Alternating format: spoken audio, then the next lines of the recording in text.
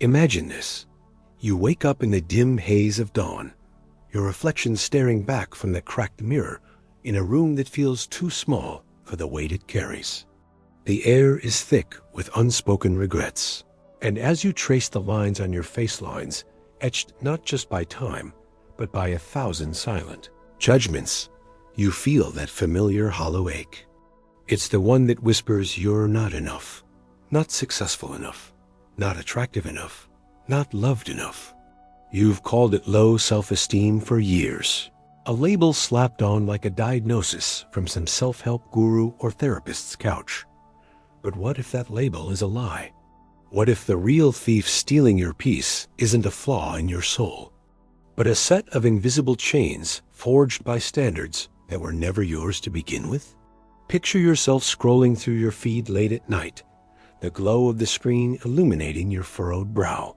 Images of perfect lives assault you, curated vacations, flawless bodies, entrepreneurial triumphs that seem to mock your own quiet struggles. You compare, you contrast, and the gap widens like a chasm in your chest. Why can't you measure up? You've tried the affirmations, the journaling, the therapy sessions where you dissect your childhood wounds like a surgeon probing for tumors. Yet the emptiness persists, a shadow that follows you into every conversation, every ambition, every mirror. Society nods sympathetically. Oh, it's low self-esteem. Build it up. Love yourself more. But deep down, in those rare moments of brutal honesty, you sense a fraudulence. What if loving yourself isn't the cure, because the problem isn't hatred of self, but a betrayal by the very yardsticks you've been taught to use? Consider the paradox that haunts you. You chase excellence, yet each victory tastes like ash. You achieve a promotion, but it's tainted by the thought that others did it faster, better, with more flair. You form a relationship, but doubt creeps in, am I truly worthy? Or is this just pity disguised as affection? The world tells you to raise your self-worth, to inflate that inner balloon until it floats above the fray. But what if the balloon isn't deflated at all? What if it's punctured by false standards, imposed ideals that warp your perception like a funhouse mirror? These aren't your creations. They're inherited poisons from a culture obsessed with comparison, from parents who projected their unfulfilled dreams, from media that sells dissatisfaction as the engine of progress. Carl Jung once peered into the abyss of the human psyche and saw not just individual turmoil, but collective illusions, archetypes, and shadows that shape us without our consent. What if your so-called low self-esteem is merely a symptom of aligning your life to these false gods, these counterfeit measures of value that Jung would decry as distortions of the true self? Feel the tension building now, a coil tightening in your gut. Remember that time you stood on the precipice of a decision, a career shift, a bold creative pursuit, and pulled back, not because you lacked talent, but because the internal critic screamed, "Who are you to try?" That critic isn't you. It's an echo of societal dogma, philosophical inheritances from thinkers who warned of such traps. Nietzsche spoke of the herd mentality, where individuals surrender their will to collective norms, becoming slaves to valuations that crush the spirit. Schopenhauer lamented the endless striving driven by illusory wants, a wheel of suffering spun by desires we mistake for our own. And you? You're caught in it, labeling your pain as personal failure when it's a philosophical forgery. Why do you accept standards that demand perpetual youth, infinite wealth, or unblemished success? What compels you to judge your worth by metrics designed to keep you hungry, insecure, forever chasing? Rhetorically, ask yourself, if you stripped away every external benchmark, the likes, the salaries, the approvals, what remains of your self-regard? Is it shattered, or is it simply untested, pure potential waiting in the wings? Imagine discarding the script handed to you at birth, the one that says value is earned through accumulation, through outshining others. What terror arises in that void? What freedom? The unease you feel isn't weakness. It's the friction of a soul resisting counterfeit chains. Jung's individuation process beckons here, not as a fix for low esteem, but as a rebellion against the false personas we wear. But before you can rebel, you must confront the great question. What if your suffering stems not from being lesser, but from measuring against illusions that were engineered to make you feel that way? This question isn't idle philosophy. It's a dagger to the heart of your existence. It demands you pause, breathe, and peer deeper into the origins of these deceptions. For lurking beneath the surface are psychological and philosophical roots that entwine like roots in ancient soil, feeding the very illusions that bind you. And once you unearth them, there's no turning back. The hidden problem awaits, ready to reveal why you've been chasing shadows all along. Now, step deeper into the labyrinth of your mind, where the air grows thicker with questions you've avoided too long. You've felt the weight of those false standards, the ones that make your every step feel like a race you're losing. But where do they come from? Why do they cling to you like damp cloth, suffocating your sense of self? The truth is, what you've called low self-esteem isn't a personal defect. It is a symptom of a deeper betrayal, a psychological and philosophical con woven into the fabric of your existence. These aren't just fleeting doubts. They're the residue of a world that profits from your discontent, a world Carl Jung would argue has hijacked your soul's compass. To understand this, you must confront the hidden problem, the invisible forces that have taught you to measure your worth against illusions. Begin with the psychological roots buried in the fertile soil of your earliest memories. Picture yourself as a child, wide-eyed, absorbing the world like a sponge. Your parents, teachers, peers, they handed you their yardsticks without question. Be better, they said or implied, tying your value to grades, appearances, or how well you pleased others. These weren't malicious acts. They were products of their own conditioning, a cycle stretching back generations. Jung called this the collective unconscious shared patterns and archetypes that shape how societies define worth.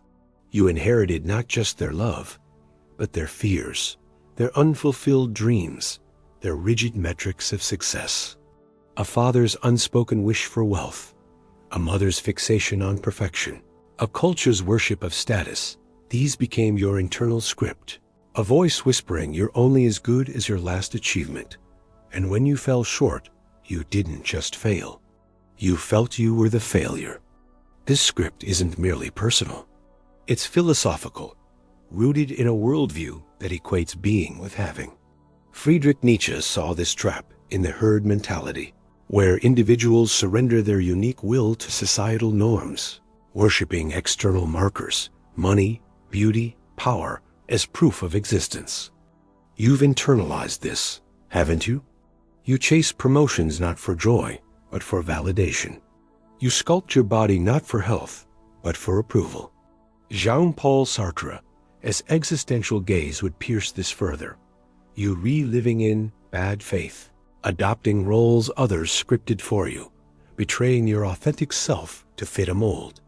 Every time you judge yourself against someone as highlight reel, be it on social media or in your own head, you're reenacting this betrayal, measuring your infinite potential against finite, arbitrary standards. Now, consider the societal machinery that oils this deception.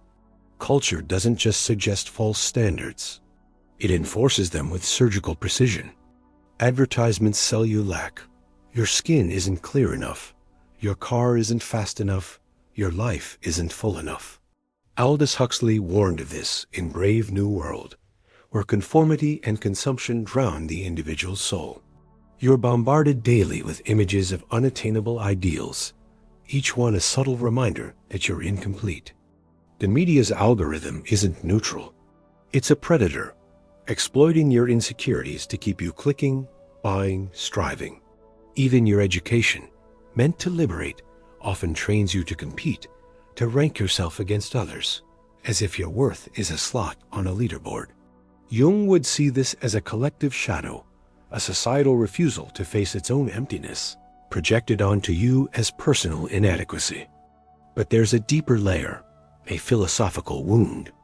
Arthur Schopenhauer spoke of life as a pendulum swinging between boredom and desire, where false standards fuel endless wanting. You're taught to desire what's scarce status, admiration, perfection, because scarcity breeds control. If everyone felt whole, the system would collapse. Economies thrive on your hunger, religions on your guilt, social hierarchies on your insecurity. Viktor Frankl, who found meaning in the horrors of Auschwitz, would argue that these external standards strip you of your intrinsic purpose. You're not suffering from low self-esteem. You're suffering from a loss of meaning, chasing goals that aren't yours, measuring your life by rulers designed to break you. Feel the tension now, the creeping realization that your pain isn't your fault, yet it's your burden. These false standards have rewired your psyche, making you a stranger to yourself. Every time you feel less than, it is not your soul speaking.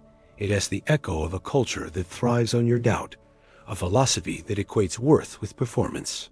Jung's concept of the persona, the mask you wear to please the world, has overtaken your true self, the one that exists beyond comparison. The consequences of this betrayal aren't just personal. They ripple outward, shaping how you love, work, and dream. And those consequences, left unchecked, are far more insidious than you might imagine.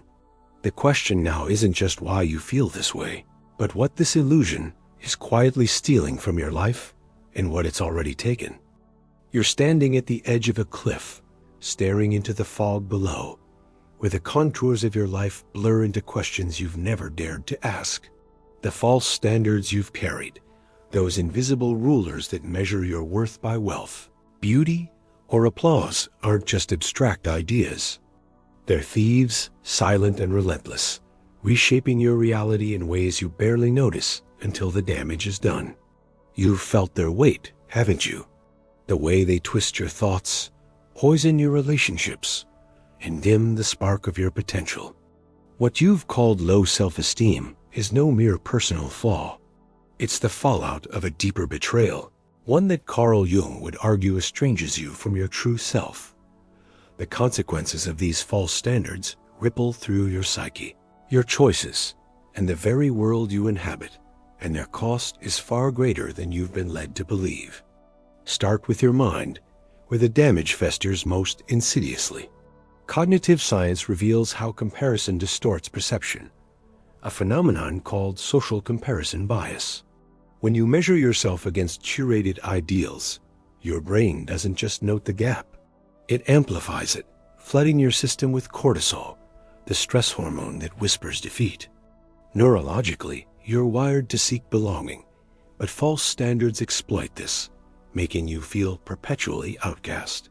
Each time you scroll past a polished influencer or hear a colleague's promotion, your amygdala, the brain's fear center, lights up, signaling threat.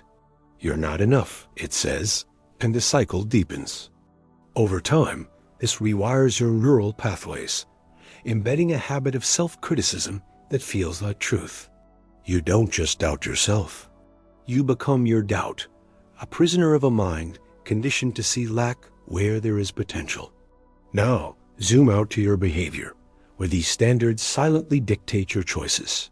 Picture the job you took, not for passion, but because it promised status. Or the relationship you clung to, not for love, but to prove you're lovable. These aren't free choices.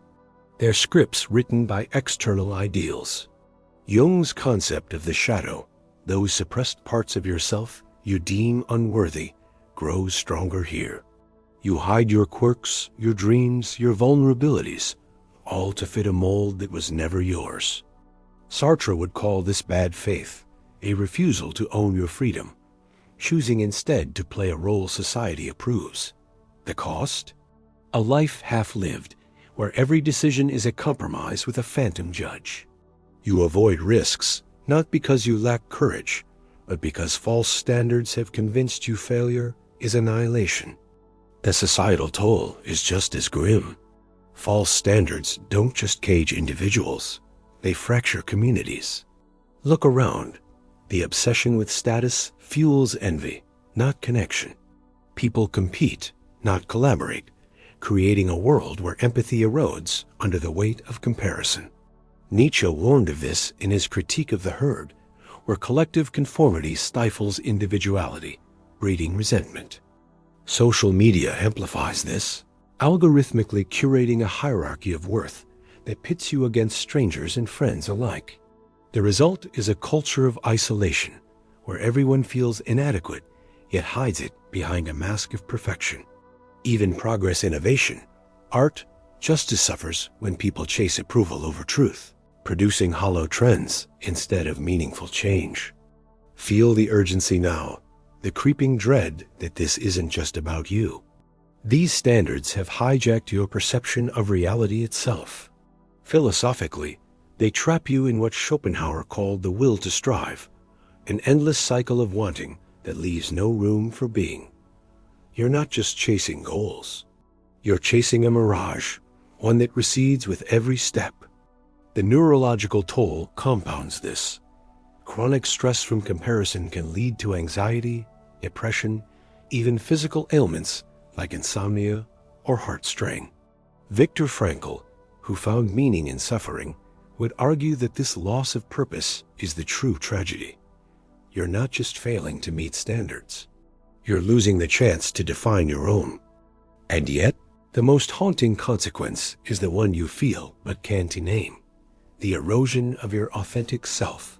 Jung's individuation, the journey to wholeness, requires facing the shadow, integrating the parts you've buried.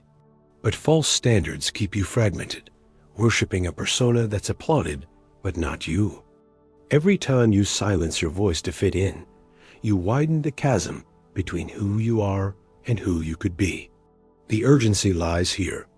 How much of your life has already slipped away under this illusion? How many dreams have you shelved? How many truths have you swallowed because you believed you weren't enough? The trap is tightening, but the rebellion is near a radical shift that could shatter these chains and set you free. The question is, are you ready to defy the standards that have defined you for so long? You're standing in a room filled with mirrors, each one reflecting a version of you that feels foreign polished, perfect, but hollow. These are the images you've chased, the false standards that have held you hostage. But now, imagine shattering those mirrors, one by one, the glass splintering under the force of a single, defiant realization. You don't have to live by their rules. The voice that calls you inadequate, the one you've mistaken for your own, is a liar. Carl Jung would call this moment the beginning of individuation, the rebellion against the collective illusions that have caged your true self. This isn't about fixing low self-esteem. It is about dismantling the false yardsticks that measure your worth and forging a new way to see yourself. The path to freedom is radical, counterintuitive, and demands courage. But it's the only way to reclaim the life you are meant to live. The first step is to reject the script you've been handed. Picture it, a dusty manuscript, scrawled with society's demands, wealth, beauty, endless achievement. Now burn it. Not literally, but in your mind. Refuse to let external metrics define you. Jung's concept of the persona, the social mask you wear, must be stripped away to reveal the self beneath. This isn't easy. It feels like standing naked in a storm. Start small. Question one standard you've accepted without thought. Why does success mean a corner office? Why does love require a perfect body? Ask, as Nietzsche did, who benefits from your conformity? The answer is rarely you. Replace these with your own values, perhaps creativity over competition, presence over perfection. Historically, rebels like Socrates defied societal norms, choosing truth over approval, even at the cost of their lives. Their legacy? A life of meaning, not applause. Next, confront the shadow within the parts of yourself you've buried to meet those false ideals. Jung taught that the shadow holds your suppressed desires, fears, and quirks, deemed unworthy by the world's standards. Instead of hiding them, embrace them. Try this. Write down one trait you've judged yourself for. Maybe your introversion, your unconventional dreams and reframe it as a strength. Your quiet nature isn't weakness. It's a wellspring of depth. Your odd passions aren't flaws. They're sparks of genius. Look to figures like Frida Kahlo, who transformed her pain and difference into art that shook the world. By integrating your shadow, you stop apologizing for who you are and start building a self that's whole, not fractured by comparison. Now, shift your focus from external validation to internal purpose. Viktor Frankl, who survived the Holocaust by finding meaning in suffering, argued that purpose is the antidote to despair. False standards thrive on external rewards, likes, promotions, admiration, but purpose is internal, unshakable. Ask yourself, what would you do if no one was watching? What stirs your soul, not your ego? Maybe it's creating art, helping others, or exploring ideas. Start small. Dedicate an hour a week to that thing, free from judgment. Neuroscience backs this engaging and intrinsically motivated activities boosts dopamine, rewiring your brain for joy, not stress. Over time, this builds a feedback loop of fulfillment, not comparison. Look at Einstein, who pursued physics for curiosity, not fame, and reshaped our understanding of the universe. Counterintuitively, embrace failure as a teacher, not a verdict. False standards make failure a death sentence, but it's the crucible where growth happens. Jung saw life as a process of becoming, not a destination of perfection. Each stumble, missed deadlines, rejected ideas is a chance to refine your path. Thomas Edison failed thousands of times before the light bulb, yet he called each attempt a discovery of what didn't work. Reframe your setbacks. They're not proof of inadequacy, but evidence of courage. Try this. The next time you fail, ask, what did I learn? This mindset starves the power of false standards, which thrive on your fear of falling short. Finally, surround yourself with rebels people who defy the herd. Seek those who value authenticity over conformity, who measure life by meaning, not metrics. Communities like this exist, from artists' collectives to philosophical circles, online or in person. They remind you that you're not alone in rejecting the script. Sartre's existentialism urges you to define your essence through action, not approval. Actively choose relationships that uplift your true self, not your persona. This isn't about cutting ties, but curating connections that fuel your rebellion. The power of this shift is electric. You're not just breaking free, you're rewriting reality. Each step questioning standards, embracing your shadow, chasing purpose chips away at the illusion that you're not enough. But the rebellion isn't the end. A deeper truth awaits, one that will redefine not just how you see yourself, but how you see the world. Are you ready to uncover the ultimate revelation? The one that makes every struggle suddenly, startlingly clear? You've shattered the mirrors, burned the scripts, and stepped into the storm of your own making. The rebellion surges through you like a current, electric and alive, dismantling the false standards that once defined your every breath. But as the fragments settle, a deeper silence descends a void where the old illusions once screamed. In this quiet, you sense it, the ultimate truth, not a gentle whisper, but a thunderous revelation that reshapes the cosmos of your soul. What if the low self-esteem you've battled was never about you at all? What if it was a veil, hiding the profound reality that your worth isn't something to be earned or measured? It simply is, an eternal flame that no standard, false or otherwise, can touch? Carl Jung would nod from the shadows of the psyche, recognizing this as the culmination of individuation. The discovery that you are not a fragment striving for wholeness, but wholeness itself, eternally complete. Imagine awakening in a vast, starlit expanse, the ground beneath you not earth, but the boundless field of your own consciousness. The false standards you've shed lie scattered like fallen idols, their power revealed as mere projections of a fearful world. Here, in this inner cosmos, the paradox resolves. You've never had low self-esteem, because self-esteem as you knew it, was a fiction, a construct built on comparison, on the illusion of separation. Jung's self isn't a polished ego. It's the archetype of unity, the divine spark connecting you to the collective unconscious, to every soul that has ever questioned its place. You are not deficient. You are divine, a microcosm of the universe's infinite creativity. To grasp this is to feel the ground shift, every past struggle reframing as a necessary illusion, a dream from which you're now waking. This realization strikes like lightning, illuminating the philosophical depths you've skirted until now. Nietzsche's God is dead wasn't nihilism but liberation, the death of external authorities, including the gods of status and approval. In their absence, you become the creator, not of self-worth, but of meaning itself. No longer do you seek validation. You embody it. Schopenhauer's endless will dissolves here, for when you recognize your inherent completeness, desire transforms from a whip to a whisper. You want not to fill a void, but to express the abundance already within.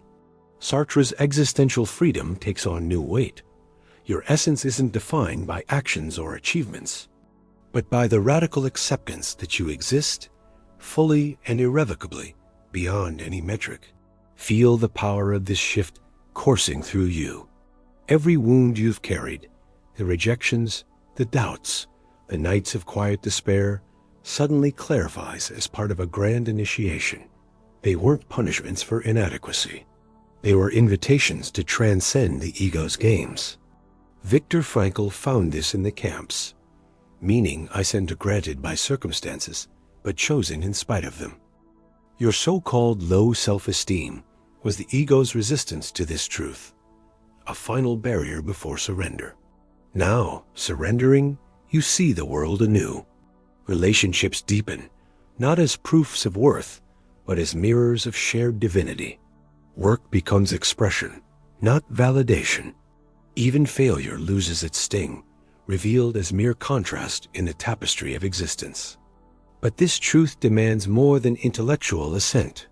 It requires embodiment. Picture yourself in the mirror once more, not judging lines or flaws, but beholding the eternal. Your body, your mind, your story, they're vessels for something timeless. Jung spoke of synchronicity, meaningful coincidences that align when you live from the self. Expect them now, doors opening, connections forming, as if the universe conspires with your awakening. Aldous Huxley's doors of perception swing wide, revealing a reality cleansed of distortion. No longer do you compare, you commune. The herd's standards fade like distant echoes, irrelevant to one who walks in light. Yet this revelation carries a haunting edge. It haunts because it exposes the tragedy of lives wasted in pursuit of illusions yours, perhaps until now, and those around you still chained. It inspires because it hands you the keys to freedom, urging you to live as an example. What will you create from this wholeness? Art that shakes souls? Love that heals? A quiet revolution your corner of the world? The choice is yours, unburdened by false measures. As the stars above you wheel an eternal dance, feel the cinematic sweep of it all, the hero's journey complete, not in triumph over foes, but in union with the self. You stand taller, not from inflated esteem, but from the quiet knowing that you are enough, always were, always will be. This is the ultimate truth. Your worth is not a question to answer, but a reality to inhabit. Step into it now, reflect on the illusions shed, and act from this sacred center. The world awaits your reborn gaze, forever changed.